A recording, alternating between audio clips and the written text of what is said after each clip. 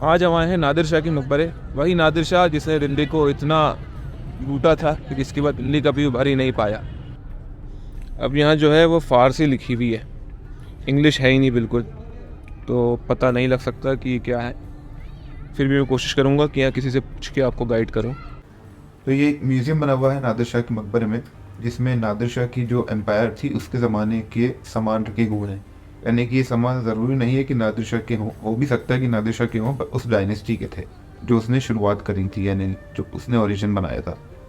ये घोड़े पे बैठने का, ऊपर तीर कमान, ये शूज़ वगैरह नादिर शाह के टाइम के। और यहाँ पर कुछ किताबें भी रखी हुई थी जो फ़ारसी में थी, और इनके बारे में लिखा हुआ भी फ़ारसी में था, तो मैं पढ़ नहीं पाया।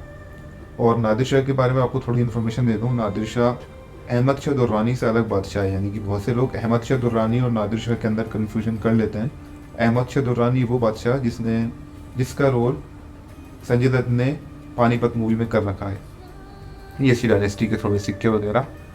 तो नादिर शाह जो था वो हिंदुस्तान पे जब हमला करा तो उसकी फ़ौज 6/1 थी, यानी मुग़ल सल्तनत की फ़ौज 6 तो उसकी फ़ौज 1 थी, मगर फिर भी वो जीत गया था। और इसकी तारीफ कई हिस्टोरियंस ने करी है कि जो इसकी मिलिट्री टैक्टिक्स थी वो बहुत अच्छी थी। इसकी मिलिट्री के 4 हिस्से हुए हुए थे, फर्स्ट कैवलरी, इन्फेंट्री, कैनोनीज और इंजीनियर्स, और काफ़ी अच्छी टैक्टिक्स थी। किसी वजह से इसने 1/6 के रेशियो में भी मुग़ल आर्मी को हरा दिया था। और इसके बारे में मैंने जो हिस्ट्री में पढ़ रखा है कि इसने मात्र 3 घंटे में 1/6 के रेशियो होने के बावजूद 13 फरवरी 1739 में जंग जीत ली थी और दिल्ली पे फतेह पा ली थी। और उस वक्त के मुग़ल बादशाह मोहम्मद शाह को एज अ पपेट रूलर बिठा दिया था। मगर कुछ महीनों बाद जब मुग़ल आर्मी के अंदर ये अफवाह उड़ी कि नादिर शाह का असैसिनेट यानी कि उसका मर्डर हो चुका है, तो उस वक़्त करीब 900 ईरानी सोल्जर्स को मुग़ल आर्मी ने मार दिया था। जब ये ख़बर नादिर शाह तक पहुंची तो उसने अपने फ़ौजियों को दिल्ली को सैक करने का ऑर्डर दे दिया, और 22 मार्च को करीब 20 से 30 हज़ार हिंदुस्तानी फ़ौजियों को मारा गया और 10,000 हिंदुस्तानी महिलाओं को और बच्चों को बंदी बनाकर ले गया। इसके बाद मोहम्मद शाह को भीख मांगनी पड़ी नादिर शाह से, जिसके बदले में नादिर शाह ने उस वक़्त मुग़ल हुकूमत के ख़जाने की चाबी मांगी। और जब वो ख़जाने की चाबी उसे दे दी गई तो उसने पूरे ख़जाने को लूट लिया, यहाँ तक कि पीकॉक थ्रोन और कोहिनूर को भी वही लूट के लेके गया। उसने दिल्ली सल्तनत से कितना सामान लूटा था उसकी इन्फॉर्मेशन मैं आपको आगे दूंगा। आप ये देखिए उस वक़्त की तोप है, ये मतलब किलों की दीवारों को तोड़ने के काम आया करती थी। और ये नादिर शाह जो है मेरे ख्याल ईरान में इसे हिंदू माना जाता है। अब आगे चल के और पूरा जो नादिर शाह का मकबरा है उसको एक्सप्लोर करते हैं।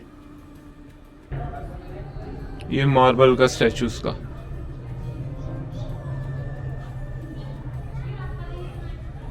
जो गॉड ऑफ वॉर में जीस होता है बिल्कुल उसका चेहरा लग रहा है।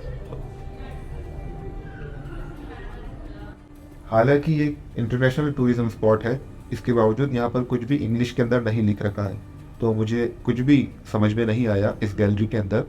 तो आप लोग भी बस देख लीजिए, मैं वीडियो को फास्ट फॉरवर्ड कर देता हूँ। यहाँ पर इंग्लिश में होना चाहिए था ताकि जो और भी लोग हैं वो जान सकें कि लिखा क्या है।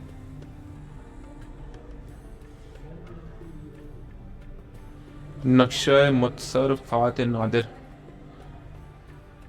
दिल्ली कहाँ है, दिल्ली कहाँ है, ये रहा दिल्ली। तो ये दिल्ली लूट के गया था, इसकी हुकूमत नहीं थी दिल्ली के अंदर, ये यहीं तक था ईरान से लेके।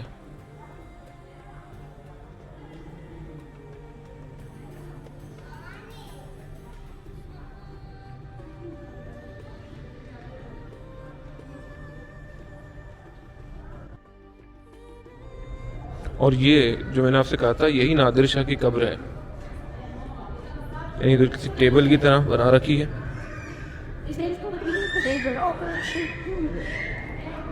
बड़ा ताज्जुब हुआ मुझे देख के कि इस तरीके की कब्र बना रखी है टेबल की तरह। और इसके अलावा यहाँ पर बस गार्डन्स वगैरह है घूमने के लिए।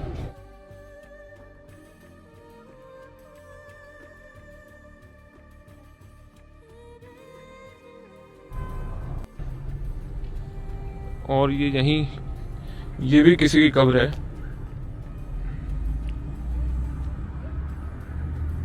फर्जंदे शीदरान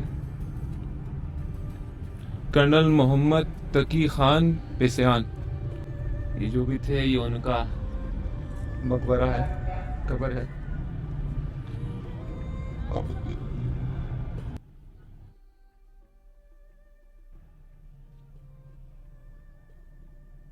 ये एंटीक हुक्का,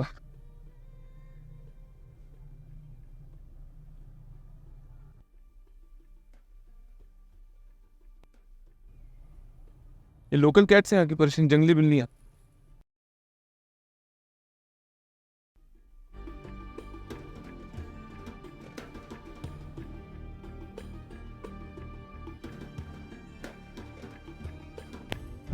तो आप सोचो उस वक्त मुगल सल्तनत कितनी महान थी कि इसने दिल्ली को लूट के 700 हाथी, 4000 ऊंट और 12000 घोड़ों पे लगी हुई बग्गी में सिर्फ सोना भरा हुआ था।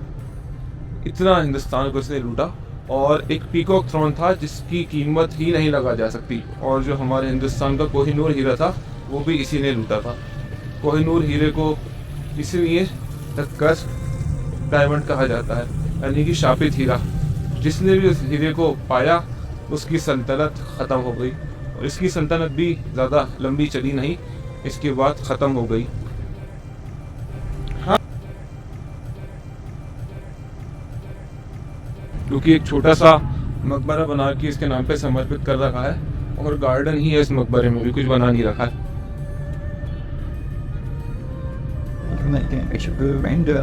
ये फौज के लिए तैयार होते हुए। और यहाँ पर ऐसे तंदुरुस्त लोग जो है ना, मोटे, वो ज़्यादा अच्छे लगेंगे। मैं और मेरी वाइफ तो बहुत ज़्यादा पतली हैं, तो फोटोज़ के अंदर वो मज़ा नहीं आया। क्योंकि बादशाह जो थे ये हेल्दी हुआ करते थे, इनकी पोशाक किसी स्टाइल से होती है।